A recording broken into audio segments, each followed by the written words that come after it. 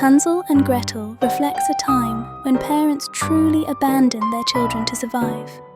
During widespread famine in medieval Europe, families sometimes left children in forests when there wasn't enough food to go around.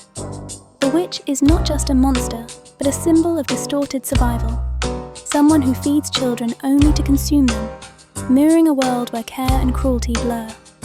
Even the candy house represents temptation born from desperation.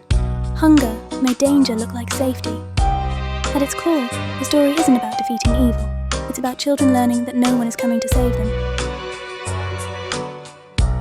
Little Red Riding Hood was originally a warning about predation, not disobedience. In early versions, the wolf is a stand-in for real human danger, men who exploited innocence under the guise of charm. There is no rescue, no lesson learned in time. The girl is consumed because society expected children to navigate threats they didn't understand. The story reflects a world where vulnerability was blind, and survival depended on recognizing danger before it spoke kindly. Matilda treats extreme child abuse as entertainment. The story depicts a world where adults openly harm, neglect, and terrorize children, while institutions meant to protect them become sources of cruelty. Matilda's intelligence isn't nurtured. It's a survival mechanism, a way to escape a system that would otherwise destroy her. The humor masks a darker message. In a world run by abusive authority, children must become extraordinary just to be safe. Cinderella is sinister because it normalizes suffering as a prerequisite for escape. The story reflects a rigid class system where abuse, neglect, and humiliation are endured in silence, and kindness is rewarded only if it's accompanied by beauty and obedience. Cinderella is not saved by confronting her oppressors, but by being chosen, reinforcing the idea that survival depends on external validation rather than justice. The fantasy ending masks a darker truth. For most people in that world, kindness alone was never enough. Humpty Dumpty reflects the inevitability of collapse and the fragility of life. The rhyme isn't a simple nursery story, it's a metaphor for how some losses cannot be repaired, no matter how many try. Humpty's fall represents failure, vulnerability, and the futility of relying on others to save you. Beneath the rhyme's sing-song surface lies a bleak truth. Once broken, some things, and people, cannot be put back together.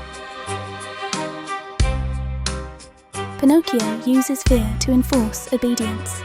The story reflects a world where children are punished harshly for curiosity and independence, often facing imprisonment, exploitation, or transformation for disobedience. Pleasure Island, in particular, represents a system that lures children with freedom, only to strip them of their humanity and turn them into labor. At its core, Pinocchio teaches that becoming real requires conformity, suffering, and the erasure of one's true self.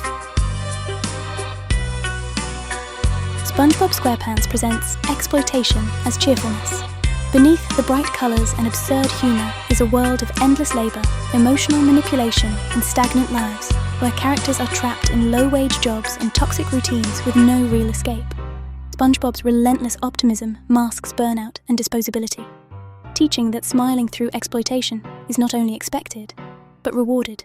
The horror isn't hidden in monsters. It's in how normal all of this is made to feel. Willy Wonka and the Chocolate Factory disguises cruelty as moral correction. Children are lured into a world of excess where curiosity and desire are punished through humiliation, injury, or removal, all under the guise of teaching lessons.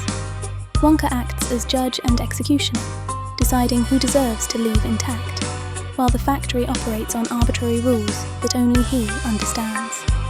Beneath the whimsy lies a system where power is unchecked, and survival depends on obedience rather than innocence. The Three Little Pigs is a story about survival through exclusion. The wolf doesn't just represent a monster. He represents hunger, poverty, or outsiders threatening fragile security.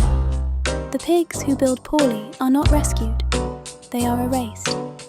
Safety belongs only to those who can afford stronger materials, while the weakest are consumed.